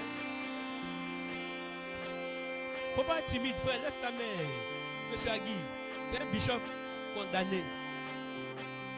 Et ceux qui sont derrière là, il n'y a pas celui chez vous. Frère, tu veux une cellule aussi chez toi? Amen. Qui d'autre veut celui dans cette rangée? Levez les mains, levez bien les mains. Levez bien les mains. Je ne vois pas. Oui, maman, toi, tu es obligé d'avoir celui. Notre soeur, elle, c'est ma soeur de cœur. Elle n'est pas d'ici. Mais elle est dans la maison. Elle a voyagé pour venir ici ce matin. Est-ce qu'on peut acclamer Dieu pour elle? Momo, chez toi, il y a cellule? On fait cellule chez toi? On ne fait pas cellule chez toi. Pourquoi? Hein? Non, Momo, hein? C'est petit. Qu'est-ce qui est petit? Chez toi. Mais tu es célibataire, non? Alors, mais tu voulais que ça soit comment? Donc, attends. Donc, toi, tu voulais prendre 3 chambres salon en étant célibataire. Tu m'arrêtes ça, hein? Ce que tu... Non. Ce que tu fais, c'est bien. Donc, tu veux payer ton argent juste pour que les chambres soient vides. Non, il n'y a rien à prévoir. Tu dois économiser. Et c'est ce que tu fais. Alors, c'est pas petit.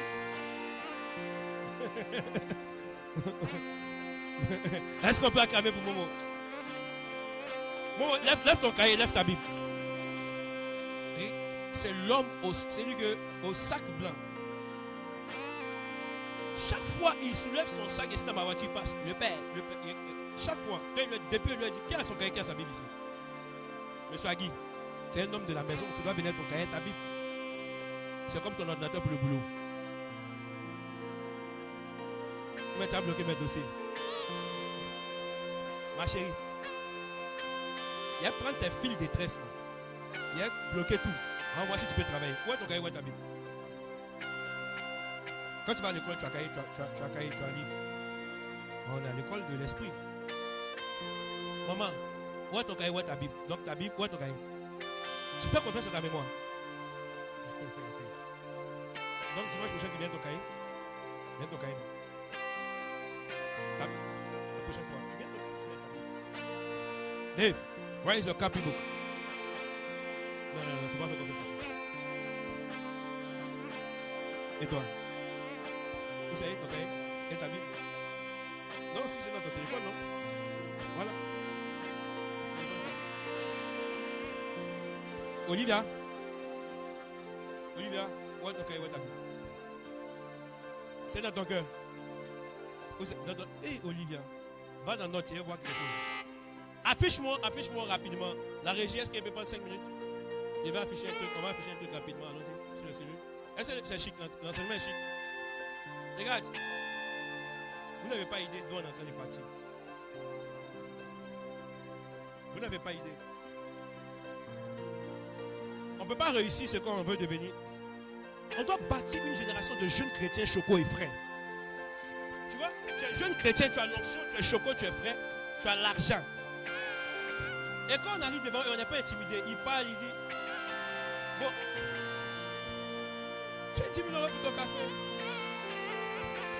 C'est facile. C'est facile. Tu sais, c'est la vérité, c'est facile. Dans cette église, quel profil on n'a pas? Oui, non, frère. C'est un boss. Momo, c'est un boss. Hein? Ceux qui est derrière, là, c'est les grosses têtes. Les Ivan, les Alain, les Caro, les Déchristi.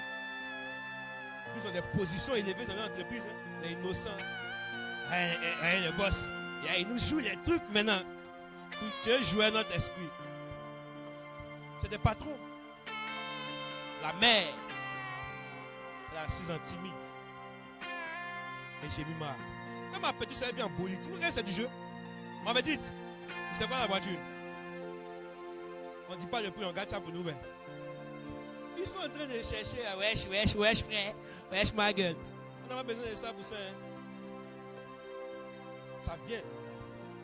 C'est tranquille, non, c'est tranquille. Hein? Maintenant, vous savez, le pasteur lui-même, il est là.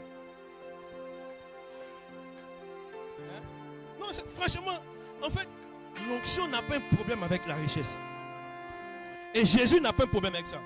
Ce que je veux, c'est qu'on soit une génération de jeunes sanctifiés. Bientôt, on va prendre les mamans Hortense, les mamans Olga, on va les faire ça. On va passer une. C'est-à-dire qu'un samedi, ça sera un talk show. Elles vont nous donner des conseils. Leur expérience ici en France, les erreurs à ne pas commettre en tant que jeune fille, les erreurs à ne pas commettre en tant que jeune homme. On va venir s'asseoir, on va écouter une masterclass de plus de 30, 35 ans, 40 ans ici en France. Vous allez savoir. Elle va vous dire, on va leur poser la question, quel est ton pire regret? Je vais leur poser des questions. Venez sur moi, vous allez voir. Et les réponses là seront, ça sera une masterclass. Moi je respecte l'œuvre de Dieu avec l'expérience. Une église où il y a des mamans, il y a des papas, c'est une église qui est bénie.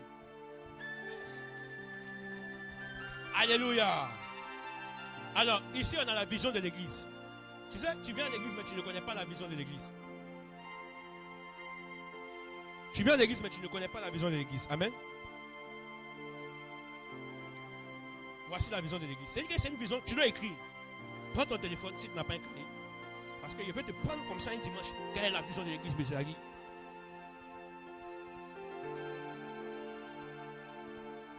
Reconnecter chaque être humain à Dieu, à sa destinée et à l'église. Pour former une génération restaurée, enracinée et envoyée. Regarde. En étant en reconnexion, Dieu te reconnecte. Le retour de l'enfant prodige. Dieu va te reconnecter par ce qu'on appelle l'expérience de la restauration. Et quand il le fait, il te connecte à ce qu'on appelle ta destinée. Et Dieu ne peut pas connecter une personne à sa destinée sans connecter la personne à une église. Connecter une personne à une église, c'est connecter une personne à une onction. Quelqu'un comprend de quoi je parle? Pierre était simplement pêcheur. Mais quand Jésus l'a connecté à lui, Pierre n'est plus devenu pêcheur de poissons, il est devenu pêcheur d'hommes. Il y a une dimension plus grande que ce que tu es en train de faire. Pour former une génération restaurée, c'est-à-dire qu'en fait, il n'y a plus de réclamation, plus de condamnation. Mais lorsqu'il n'y a plus de condamnation, c'est une vie qui ressemble à la vie de Gédéon. Détruis d'abord l'autel de ton père, et par la suite, tu vivras ce qu'on appelle la restauration.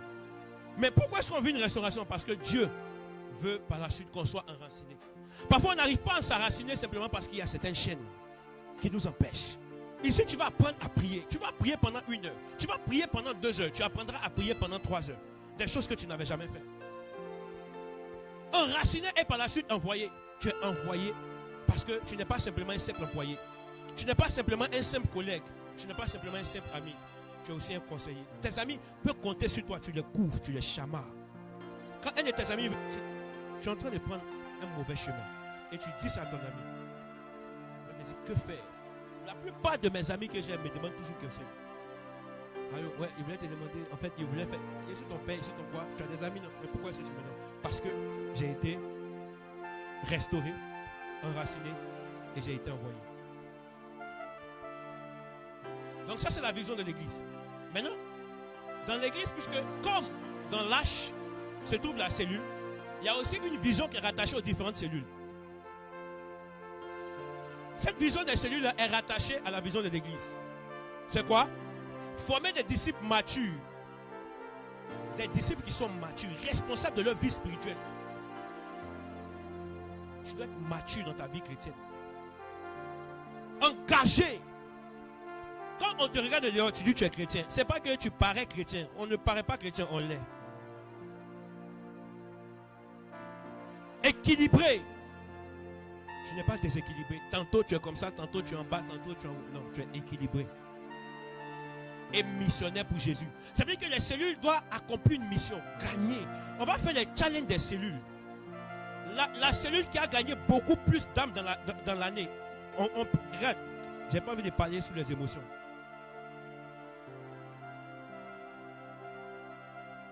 On va offrir un cadeau à la cellule. Un cadeau puissant. Vous n'allez pas croire. Vous allez vous demander si Dieu peut faire ça. Derrière ce système de cellules, on va acheter des cartes pour l'église. Parce qu'on va aller prendre les gens de ta cellule. Donc il te faut amener les gens dans ta cellule. Allons-y. Les cellules doivent devenir des cellules de mission. N'oubliez pas, appelez, invitez. Ne faites aucune réunion sans inviter quelqu'un. Chaque réunion, invitez quelqu'un. Donc, chaque samedi qu'on vient dans sa cellule, il faut inviter quelqu'un. Invite quelqu'un. Invite quelqu'un. Parce que le quelqu'un que tu as invité, il se trouve qu'il y a un Paul choisi pour porter le nom de Dieu devant les rois et devant les nations. L'une des personnes que j'aime ici, c'est Stéphanie. Quand Stéphanie fait activité dans l'église, vous savez qu'elle est là. Elle remplit l'église. Même la rangée bizarre, c'est rempli. J'attends ton activité à toi où tu peux remplir l'église. Vision des cellules à reconnexion center. C'est de faire de chaque cellule un lieu de reconnexion. Amenez vos amis à être reconnectés à Dieu, à leur destinée et à l'église. De croissance, de mission, où chaque croyant devient un disciple enraciné, épanoui et envoyé pour impacter sa génération. Tu as été appelé pour impacter ta génération. Tu n'es pas quelqu'un qui est venu profiter, tu es quelqu'un qui est venu pour devenir une source de bénédiction. La mission, c'est quoi? Établir, équiper et envoyer des disciples de Jésus à travers des groupes de maisons dynamiques, fraternels et missionnaires, afin que chaque membre soit connu, nourri, soutenu et impliqué dans la mission de Dieu. Tu ne sais pas méditer, la cellule va t'apprendre à méditer. Tu ne sais pas prier, la cellule va t'apprendre à prier. Tu ne sais pas jeûner, la cellule, tu vas tomber, j'ai mangé à midi, la cellule va te dire, c'est pas grave. Tu vas dire, non, je m'en veux, ne t'en veux pas. Demain, on réessaie encore. Comme un enfant, tu vas te lever, tu vas retomber et tu seras fort. Amen. Allons-y. Ce que vous devez savoir, c'est que il y a ce qu'on appelle les droits et les devoirs. Ici, on va présenter les devoirs des membres des cellules. Ça veut dire du vous. Mais il y a aussi les devoirs des bergers, du pasteur et tout ça. Mais ça, c'est avec l'équipe des patriarches. Amen. Toi, ton devoir, c'est quoi? C'est d'assister régulièrement aux réunions de cellules. Aucune cellule ne doit sauter.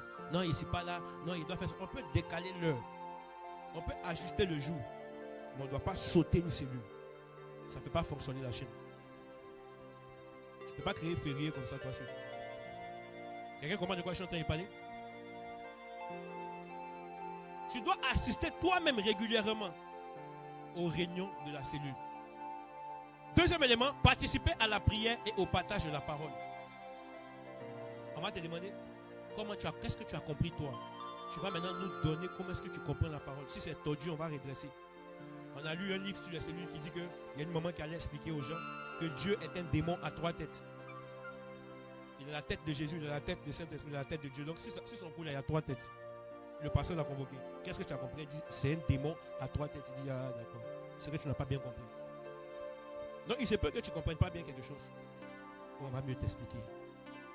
Troisième, c'est témoigner et inviter de nouveaux membres. Le rôle d'une cellule, ce n'est pas de stagner au même nombre. C'est de voir une certaine croissance chaque mois. Une certaine croissance. Quatrième, s'impliquer dans les missions et activités de l'Église. S'impliquer dans les missions et activités de l'Église. Cinquième, soutenir le berger et les autres membres avec amour et respect. Vous allez occuper le rôle de secrétaire dans votre cellule. Vous allez occuper des rôles de responsabilité.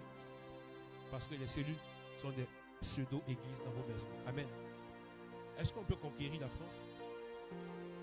Ça commence toujours comme ça. Et ça finit plus grand. Alléluia. Et je sais que ça peut se faire avec toi. Si Dieu veut qu'on le fasse, je ne pense pas que c'est plus grand que nous. Mais je pense simplement qu'il y a des hommes qui sont équipés moins pour que cela se fasse. Est-ce qu'on peut se tenir debout, acclamer Jésus?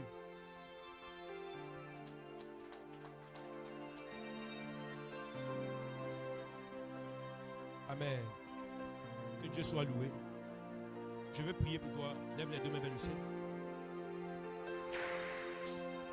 Merci Jésus pour ta grâce, pour ce message sur les cellules. Merci pour les personnes qui m'ont écouté ce matin. Merci pour ton peuple. Je prie que ce message sur la croissance de l'Église par l'établissement des cellules soit effectif ici à Reconnexion. Donne-nous la grâce, donne-nous la capacité, donne-nous l'onction, donne-nous la possibilité de pouvoir y arriver, de pouvoir le faire dans le nom de Jésus. La Bible dit, ce n'est ni par la force, ni par la puissance, mais c'est par l'Esprit de Dieu. Je prie, Saint-Esprit, que tu puisses nous aider à devenir, que tu puisses nous aider à le faire pour la sainte gloire de ton nom. Je prends autorité contre tout blocage, contre tout démon, contre l'évolution, la croissance de l'Église. Je menace le dévoreur et je déclare, je décrète que tout plan de l'ennemi contre l'Église, Reconnexion Center, soit nul et sans effet dans le nom de Jésus. La Bible dit, 10 000 tomberont à ta droite et 1000 à ta gauche, tu ne seras pas atteint. Je prophétise cette parole dans la vie de l'Église. 1000 tomberont à notre droite comme ennemis, 10 000 à notre gauche, nous ne serons pas atteints. La Bible déclare qu'ils viendront par un chemin, mais l'Éternel sera en train de les fuir par cet chemin. Je le crois puissamment pour Reconnexion. Là où tu es oint, afin de pouvoir gagner des âmes. Je mets la parole de puissance dans ta bouche, que tu deviennes un évangéliste. Quelqu'un qui sera un instrument puissant entre les mains de Dieu.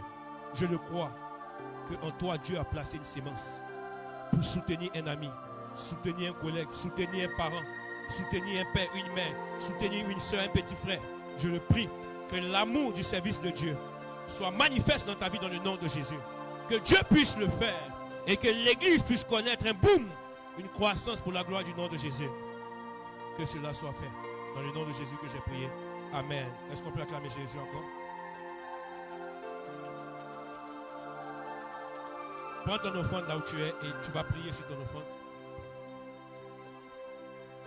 Si tu as ta dîme aussi, tu prends ta dîme. Et nous allons prier là-dessus.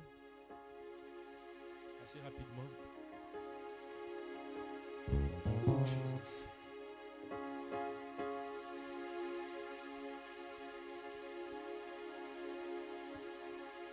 Je prie que Dieu bénisse tes offrandes. Que Dieu bénisse tes offrandes. Je déclare, je décrète que la main de Dieu est sur ces offrandes. Que ces offrandes se transforment en exaucement pour vous. Dans le nom puissant de Jésus. Amen. Alors nous avons les paniers pour l'espèce et à droite pour les gaz. Tu vas venir donner au Seigneur avec des pas de danse et avec la joie. Amen.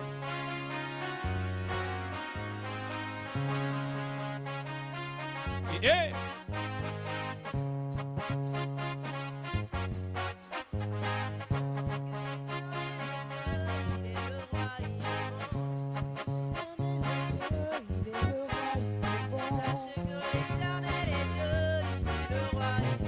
Sachez que l'Éternel est Dieu, il est le roi, il est bon. Sachez que l'Éternel est Dieu, il est le roi, il est bon. Est-ce qu'on peut danser un peu? Est-ce qu'on peut danser un peu? Dansons un peu. Il est le roi, il est bon. Il nous a donné la vie. Il est bon.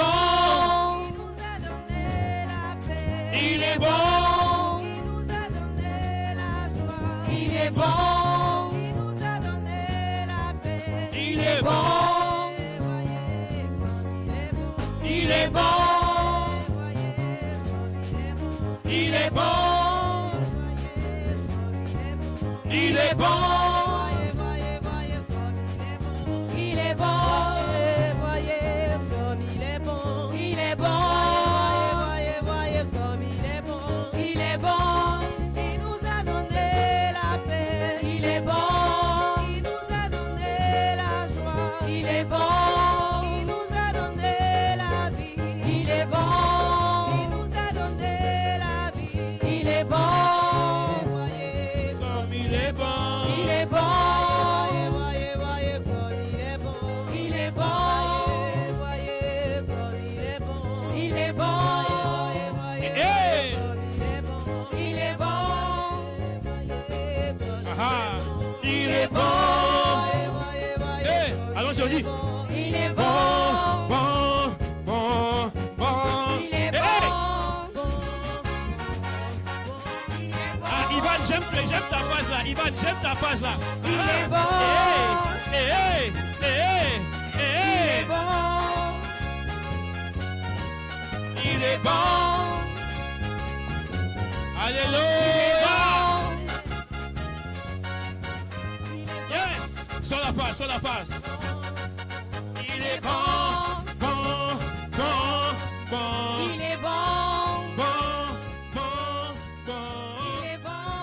Bon, bon. Ah, Il est bon.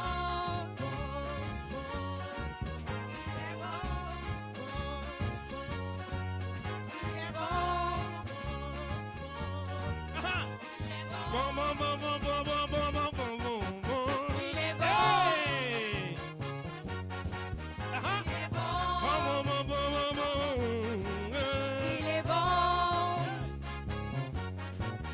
Il est bon. Alléluia. Est-ce qu'on peut acclamer Jésus? Amen. Yes. Amen. Que Dieu soit béni. Il y a des personnes qui ont payé la dîme, je veux prier pour eux. Assez rapidement. Ceux qui ont payé la dîme, je veux prier pour eux. Que Dieu te bénisse, que sa grâce soit sur toi. Je déclare que les bénédictions de l'obéissance soient en partage au nom de Jésus. La Bible déclare, emmenez dans la maison des trésors les dîmes et les offrandes, et vous verrez si pour vous je n'ouvre pas les écluses des cieux. Je prie que Dieu ouvre les écluses des cieux pour toi et que tu connaisses la percée financière. Je menace le dévoreur au nom de Jésus. Amen. Je prie et je déclare, je décrète que la faveur de Dieu est en partage au nom de Jésus. Que l'Éternel multiplie, fructifie tes biens, remplisse ton grenier au nom de Jésus. Que l'obéissance rattachée à sa parole et à ses instructions te soit accordée dans le nom de Jésus.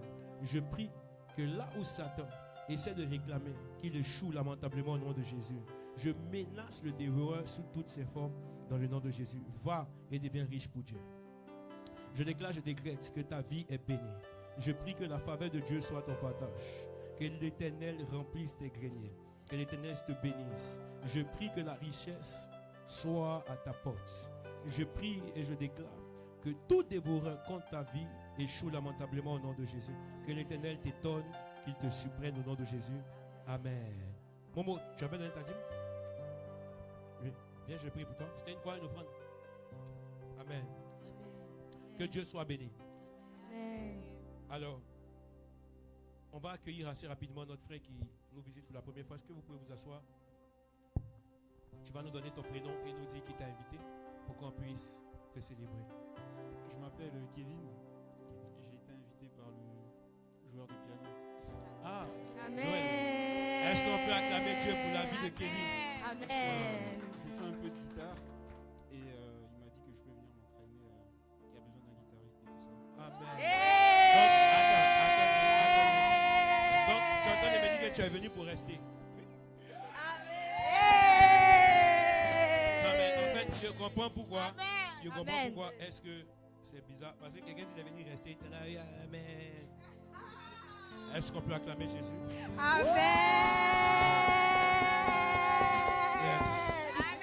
Amen.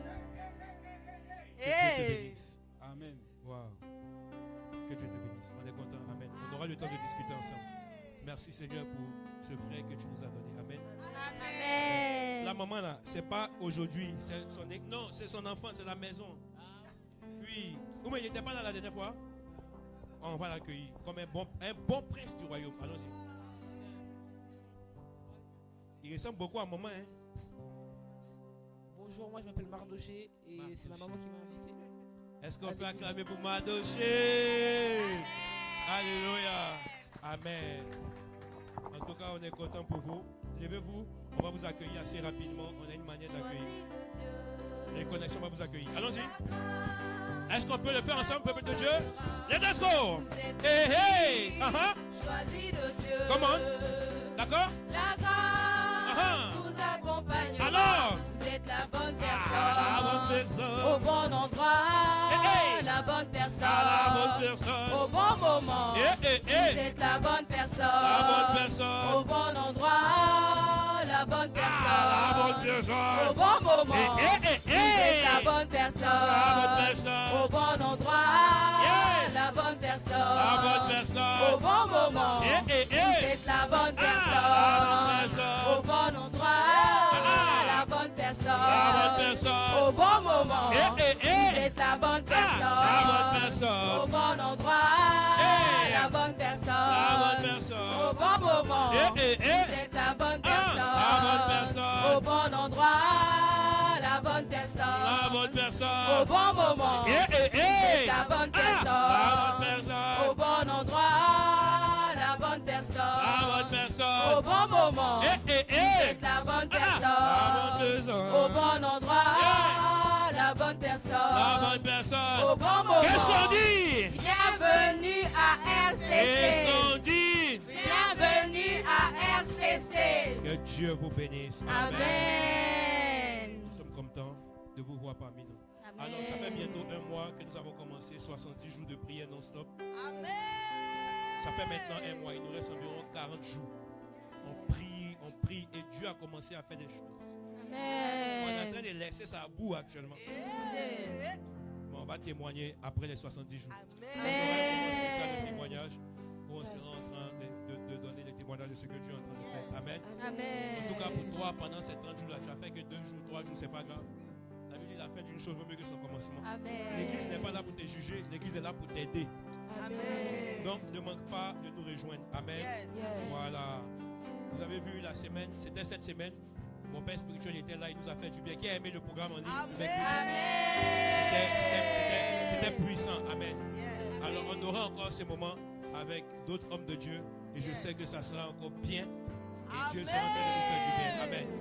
Tiens-toi debout là où tu es. On aura une veillée le 21. Mets l'affiche assez rapidement. Waouh. Vaincre les limitations de famille. Le 21 novembre, de 22h à l'aube, et c'est ici. Vaincre les limitations de famille.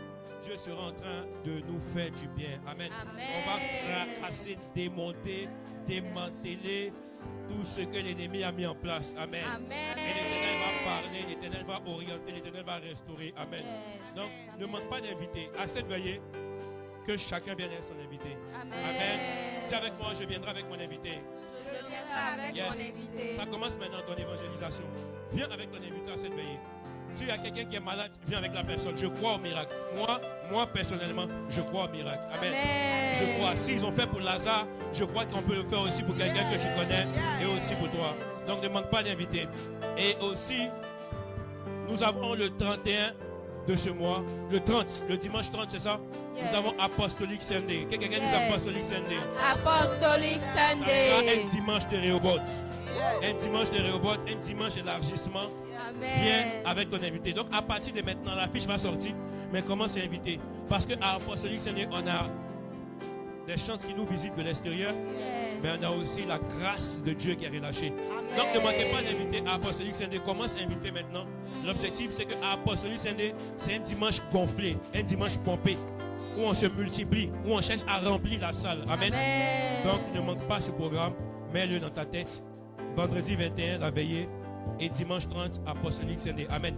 Lève la main droite là où tu es. Je veux te bénir. Bénis ta semaine. Yes. Je bénis le ciel pour ta vie. Je déclare, je décrète que Dieu te bénisse. Au-delà de tes attentes au nom de Jésus. Que Dieu puisse te donner un témoignage en cette nouvelle semaine. Que sa grâce et sa faveur soient sur toi dans le nom de Jésus. Ce que Satan a programmé contre toi n'arrivera pas au nom de Jésus. Je prie que vous êtes gardés, toi et ta maison, dans le nom de Jésus. Que l'Éternel te donne de te multiplier. Que l'Éternel te donne de rencontrer la richesse. Que l'Éternel te donne d'avoir une histoire nouvelle. Que l'Éternel bouleverse ta vie en cette nouvelle semaine.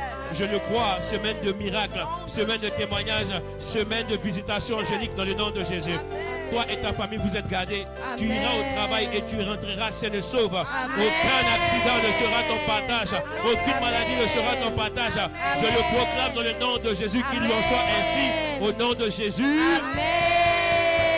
Amen. Excellent dimanche à chacun. Amen.